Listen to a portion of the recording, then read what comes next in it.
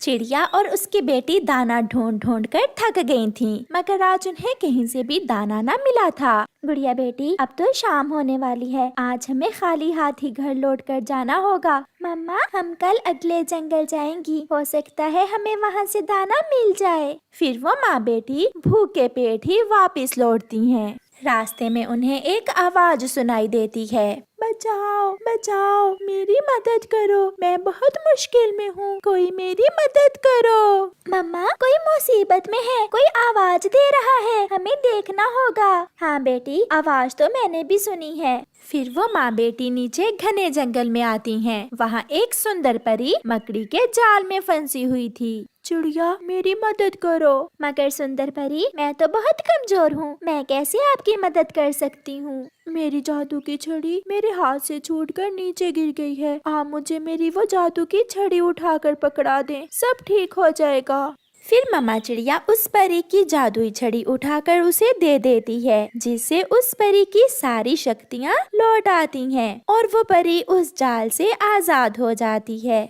हमें आपकी मदद करके बहुत खुशी हुई, आपके पंख बहुत सुंदर हैं। मुझे सब मालूम है, आप भोजन के कारण बहुत परेशान हैं और आपने हमेशा नेकी के काम किए हैं, इसलिए मैं भी आपकी मदद करना चाहती हूँ। ऐसा कहते हुए वो परी अपनी जादू की छड़ी घुमाती है और मम्मा चिड़िया को एक पोटली देती है। सुंदर परी, इसमें क्या है? क्या दाना है इसमें?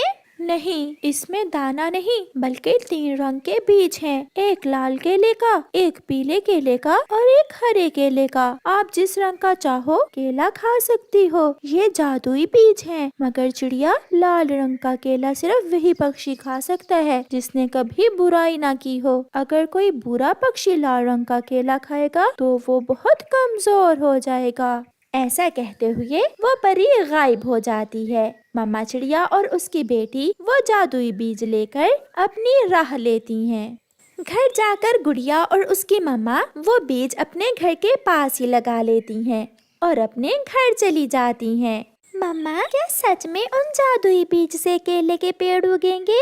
हाँ बेटी, वो अच्छी परी झूठ नहीं बोल सकती। बातें करते करते वो माँ बेटी सो जाती हैं। सुबह हो जाती है। गुड़िया और उसकी मम्मा जल्दी से घर से बाहर निकलती हैं। अपने सामने केले के बड़े बड़े पौधे देखकर उनकी तो आंखें खुली की खुली रह जाती हैं। मम्मा, लाल, पीले और हरे तीनों पेड़ों पर 3 रंग के केले लगे हुए हैं। हाँ बेटी, मगर याद रखना, लाल रंग का केला सिर्फ वही पक्षी खा सकता है जिसने कभी कोई बुरा काम ना किया हो। मगर मम्मा, आपने तो कभी कोई बुरा काम नहीं किया है, इसलिए बेटी हम किसी भी रंग का केला खा सकती हैं। फिर वो दोनों माँ बेटी तीनों पेड़ों से मीठे, स्वादिष्ट और रंग बिरंगे केले तोड़कर खाती हैं। गुड़िया बेटी, आपके अंकल मिठू भी भूखे होंगे, जाओ ये केले मिठू अंकल को दे आओ। मगर मम्मा, ये पीले वाले केले देना, हो सकता है मिठू अंकल ने कभी कोई बुरा काम किया हो। ऐसे गुड़िया पीले रंग के केले लेकर मिठू अंकल को देने चली जाती है। गुड़िया, ऐसे स्वादिष्ट और मीठे केले मैंने पहले कभी नहीं खाए। अंकल, ये जादुई केले हैं, ये बहुत मीठे हैं। कबूतर भी गुजरता हुआ चिड़िया के पास जाता है। चिड़िया चिड़िया, ये केले के पेड़ कल तो यहाँ नहीं थे। ये हमें एक परी ने हमारी नेकी का सिला दिया है, आप चाहें तो इनमें से केले खा सकते हैं। मैं तो ये लाल केला खाऊंगा। कबूतर भैया, ये लाल केला सिर्फ वही पक्षी खा सकता है जिसने कभी कोई बुरा काम ना किया हो। नहीं, फिर तो मैं ये नहीं खा सकता। एक बार मैंने चोरी की थी, मुझे आज भी याद है। मैं ये पीले ही खा लेता हूँ। फिर कबूतर पीले केले ले जाता है। बात गोरी कौवे और कालू कौवे तक भी पहुंच जाती है। वो पिद्दी सी छोटी चिड़िया रंग बिरंगे केले खा रही है और कालू तुम्हारी पत्नी भूखी बैठी हुई है। उसका कुछ करना होगा, मैं अभी उस चिड़िया से केले लेकर आता हूँ। नहीं कालू जी, उसे वहाँ से भगाना होगा, मैं वो केले के पेड़ ही लेना चाहती हूँ। फिर कालू कौवा और गोरी कौवी चिड़िया के पास जाते हैं। गौरी बहन, क्या आप भी केले लेने आए हैं? नहीं चिड़िया, हमारे पास तो बहुत भोजन है। मैं तो तुम्हें बताने आया हूँ कि पहाड़ों के पास कबूतर और मिट्ठू की लड़ाई हो गई है। वो आपस में लड़कर एक दूसरे को मार रहे हैं। गुड़िया बेटी, आप यहाँ हमारे केले के पेड़ों के पास बैठो, मैं अभी जाती हूँ। फिर चिड़िया वहाँ से भागती है। चल चल, तू भी जा यहाँ से, अब ये पेड़ हमारे हैं। क्या मकर आंटी, ये जादुई केले के पेड़ हमारे हैं? जाती हो या फिर ये डंडा देख लो, एक लगाऊंगा तुम्हारे। रोती हुई गुड़िया वहाँ से चली जाती है। गोरी और कालू मजे मजे से पीले केले के पेड़ से केले खाने लगते हैं। चिड़िया को रास्ते में मिट्ठू मिलता है। मिट्ठू, तुमने कबूतर से लड़ाई क्यों की है? चिड़िया, ये तुम क्या कह रही हो? मैं कबूतर से क्यों लड़ाई करूंगा? वो तो मेरा पुराना दोस्त है। हम दोनों तो अभी अभी नदी के पास बैठकर केले खा कर आए हैं। पीछे से रोती हुई गुड़िया भी वहाँ आ जाती है। मम्मा, मम्मा, उन बुरे कौवों ने मुझे भी वहाँ से भगा दिया है। वो कहते हैं कि अब वो जादुई केले के पेड़ उनके हैं। अब मैं समझी, उन्होंने मुझे झूठ बोलकर यहाँ भेजा है। गुड़िया बेटी, आप चिंता ना करो, मैं अभी जाकर उन्हें देखती हूँ। फिर वो माँ बेटी वापिस आती हैं। तुम फिर आ गई? सुन लो चिड़िया, तुम भी सुन लो, अब ये केले हमारे हैं। हाँ हाँ गोरी, ये केले तुम्हारे ही हैं, मगर मैं तो तुम्हें एक बात बताने आई हूँ। ये लाल रंग का केला ना खाना, ये बहुत स्वादिष्ट और मीठा केला है, ये तो मैं ही खाऊंगी। ये सुनकर गौरी जल्दी से उड़कर लाल केले के पेड़ पर बैठ जाती है। छोटी चिड़िया, मैं अब तुम्हें इन पेड़ों से कोई केला भी नहीं दूंगी। ऐसा कहते हुए गौरी उस पेड़ से लाल केले तोड़ लेती है। मुझे भी दो गोरी, मुझे भी दो, मैं भी ये लाल रंग का केला खाकर देखूं कैसा है ये। फिर गोरी और कालू वो लाल रंग के केले खाने लगते हैं। केले खाने के कुछ ही देर बाद कालू और गोरी गिर जाते हैं। वो उठकर खड़े होते हैं और फिर से गिर जाते हैं। गुड़िया और उसकी मम्मा हंसने लग जाती हैं। गौरी आंटी, ये लाल केला बुरे पक्षी के लिए नहीं था, अब मालूम हुआ हमसे पंगा नहीं लेते। मैं छोड़ूंगी नहीं तुम्हें चिड़िया। गोरी, मुझे खड़ा करो, मैं उठ भी नहीं सकता। अब तुम दोनों कीड़ों की तरह रेंग रेंग कर अपने घर चले जाओ, वरना मैं मार मार कर तुम्हें उल्लू बना दूंगी। ऐसे वो बुरे कौवे लाल रंग का केला खाने से कमजोर हो जाते हैं और रोते हुए वापस अपने घर चले जाते हैं। और चिड़िया उन पेड़ों से रंग बिरंगे केले खुद भी खाती है और दूसरों की भी मदद करती है। प्यारे दोस्तों, इस कहानी से हमें सीख मिलती है कि बुराई का अंजाम हमेशा बुरा ही होता है। आपका धन्यवाद। प्यारे दोस्तों, जितनी भी लड़कियां पक्षी हैं, जल्दी से चैनल को सब्सक्राइब कर लें और कहानी को लाइक कर लें, क्योंकि आज की कहानी खास आपके लिए है। बस मेरे सर से बेटी का बोझ उतर जाए, फिर मुझे कोई चिंता नहीं है। हमारी कमाई थोड़ी ही सही, एक बेटी का ही तो बोझ है हमारे सर पर, वो किसी तरह उतर जाए, फिर हमें क्या चिंता मिट्ठू जी। दिन रात काम करते हैं, मैं सोच रहा हूँ किसी तरह जग्गू को विदेश पढ़ने के लिए भेज दूँ। अभी हमारे सर पर बेटी का बोझ है, पहले मुन्नी की शादी करके ये बोझ सर से उतार दो, फिर जो दिल में आए करना। बोझ बोझ बोझ, मम्मा ये सब बेटियों को बोझ क्यों समझते हैं? क्योंकि बेटी, ये पक्षी अभी तक समझ ही नहीं सके कि बेटा बेटी एक समान होते हैं। बेटियां बोझ नहीं होती, बल्कि उन्हें इस काबिल बनाए कि वो एक परिवार का बोझ खुद उठा सकें, जैसे मेरी मम्मा। हाँ, मैं अपनी बेटी को इस काबिल बनाना चाहती हूँ कि वो अपना बोझ खुद उठा सके। गौरी कवि की बेटी भागी भागी चिड़िया के पास आती है। आंटी आंटी, मेरी मम्मा मेरी अभी से शादी करना चाहती हैं। ये सुनकर गुड़िया हंसने लग जाती है। तुम्हारी शादी? मगर मुन्नी, तुम तो अभी मुझसे भी छोटी हो। पापा कहते हैं कि मेरी शादी का बोझ उतारकर जग्गू भाई को कामयाब पक्षी बनाएंगे। मैं बात करती हूँ गौरी से, अभी आप बहुत छोटी हो, अभी से उन्हें आपकी शादी की क्या चिंता है। फिर चिड़िया गौरी की बेटी मुन्नी कवि के साथ जाती है। गौरी, अभी मुन्नी छोटी है, आपको इसकी शादी की इतनी क्यों जल्दी है? अच्छा रिश्ता मिल रहा है, कल क्या मालूम कोई अच्छा कौवा मिले या ना मिले। इतनी छोटी सी उम्र में अगर तुम मुन्नी की शादी कर दोगी तो कल ये कैसे अपने बच्चों को संभालेगी, कल कैसे अपने घर को संभाल सकेगी। अभी इसे सीखने दो। चिड़िया, तुम यहाँ से चली जाओ, ये हमारे घर का मसला है, हम बेहतर जानते हैं। जब मेरी शादी हुई तो मेरी उम्र भी थोड़ी थी, इसीलिए तो आपके पहले 3 अंडे खराब हो गए थे, क्योंकि आपको जानकारी नहीं थी कि अंडों की रक्षा कैसे करते हैं। पापा, मैं अभी। बस बहुत हो गया, चिड़िया चुप करके यहाँ से चली जाओ।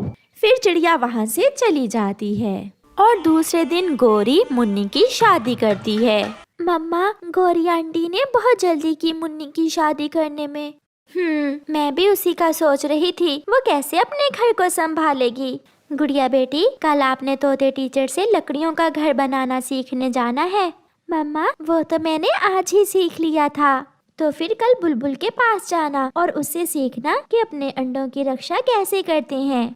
बहू, ये ससुराल का घर है, तुम्हारे माता पिता का नहीं है। कल सुबह सवेरे उठकर भोजन लेने चली जाना। बेटा, बहू को हमारे परिवार के असूल समझा दिए हैं ना? हाँ, मैंने मुन्नी को बता दिया है कि रात को सोने से पहले मेरी माँ की टांगे दबानी है और मेरी माँ का भोजन भी इसे ही लाना होगा। बहू, सुन रही हो ना? हाँ, मैं कोशिश करूँगी ये सब करने की। फिर मुन्नी भोजन लेने चली जाती है। वो अभी छोटी थी, इसलिए वो तो बच्चों वाली हरकतें करती थी। रास्ते में कभी वो तितलियाँ देखने रुक जाती और कभी फूलों के पास जाकर बैठ जाती। जब शाम को वो भोजन लिए बिना ही घर जाती है तो पहले दिन उसकी सास उससे लड़ाई करती है। अगर इतनी ही छोटी थी तो क्यों की थी शादी? हम यहाँ तुम्हें खेलने कूदने के लिए नहीं लाए। कान खोल कर सुन लो, खुद को बदल लो। अगर ना बदला तो मैं अपने बेटे की दूसरी शादी कर दूंगी। मैंने क्या किया है माँ जी? आप क्यों मुझे इतना बुरा भला कहे जा रही हैं? एक तरफ मुन्नी अपने ससुराल जाकर तरह तरह के ताने सुन रही थी, दूसरी तरफ चिड़िया अपनी बेटी को सब सिखा रही थी। गुड़िया ने घोंसला बनाना सीख लिया था, भोजन लाना सीख लिया था और बुलबुल से अंडों की रक्षा करना भी। ऐसे ही कुछ दिन गुजर जाते हैं और फिर एक दिन मुन्नी की तबीयत खराब हो जाती है। उसकी सास उसे बुलबुल डॉक्टर के पास लेकर जाती है। बुलबुल मुन्नी का चेकअप करती है। बधाई हो बहन, आप दादी बनने वाली हो, तुम्हारी बहू अंडा देने वाली है। ये सुनकर मुन्नी की सास बहुत खुश होती है, मगर एक समस्या है, तुम्हारी बहू बहुत कमजोर है और इसकी उम्र भी बहुत कम है। इसका खास ध्यान रखना पड़ेगा आपको। शक्ल से ही ऐसी दिखती है, हम सबसे ज्यादा खाती है ये। सासू माँ, मुझे बहुत डर लग रहा है। ज्यादा चोंच लेना करो, मेरे साथ घर चलो। मुन्नी और उसकी सास वहाँ से चली जाती हैं। गुड़िया भी अब जवान हो चुकी थी। उसकी मम्मा भी एक अच्छा सा चिड़ा देखकर उसकी शादी कर देती है। गुड़िया बेटी, मुझे विश्वास है कि आप अपने घर का अच्छे से ख्याल रखोगी। मैं अपनी माँ की हर बात याद रखूंगी। अपने घर में जाकर गुड़िया खुश थी क्योंकि उसका पति भी उससे बहुत प्यार करता था।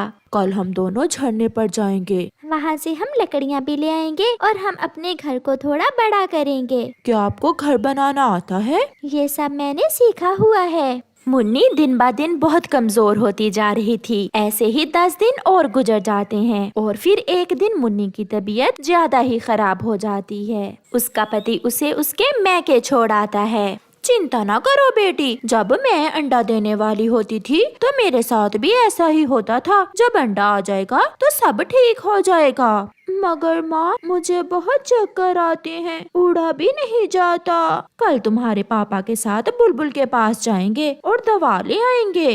रात हो जाती है और रात के समय मुन्नी की तबीयत बिगड़ जाती है। कौवा और कवि उसे लेकर रात को ही बुलबुल के पास जाते हैं। गौरी, ये सारी समस्या इसकी छोटी उम्र में शादी करने से हो रही है। जो होना था वो तो हो गया। बुलबुल, आ मेरी बेटी को बचा ले। मैं अपनी पूरी कोशिश करती हूँ। बुलबुल मुन्नी को दवा देती है, इंजेक्शन लगाती है, सब करती है, मगर मुन्नी को बचा नहीं सकी। मुन्नी मर जाती है। गौरी और कालू रो रहे थे। ना अंडा बच सका और ना ही अंडे की माँ। मैंने बहुत कोशिश की, मेरी बच्ची अभी बहुत छोटी थी जब मैंने उसे बिहा दिया और वो अपनी जिंदगी की खुशियां देखने से पहले ही इस दुनिया से चली गई। वो घर चले जाते हैं। सुबह हो जाती है। कालू कौवा अभी तक रो रहा था। गोरी गोरी, जग्गू तो विदेश पढ़ने चला गया, मगर मेरी मुन्नी मुझे छोड़कर चली गई। अगर उस दिन चिड़िया की बात मानी होती तो आज मेरी मुन्नी मेरे साथ होती। फिर ऐसे ही कुछ दिन गुजर जाते हैं और गुड़िया एक सेहतमंद अंडा देती है, जिससे कुछ दिनों बाद एक सेहतमंद बच्चा निकलता है। गौरी बहन, मैं नानी बन गई हूँ। मेरी गुड़िया के अंडे से बेटा निकला है। चिड़िया, अगर मैंने भी तुम्हारी तरह अपनी बेटी की शादी पूरी उम्र में की होती तो आज मैं भी ये खुशियाँ देख सकती। गौरी बहन, इसलिए तो मैं हमेशा सबसे कहती हूँ कि बेटियाँ बोझ नहीं होती, इसलिए उनके फ्यूचर के फैसले सोच समझ कर करें। प्यारे दोस्तों, कहानी को लाइक और चैनल को सब्सक्राइब जरूर करें। आपका धन्यवाद।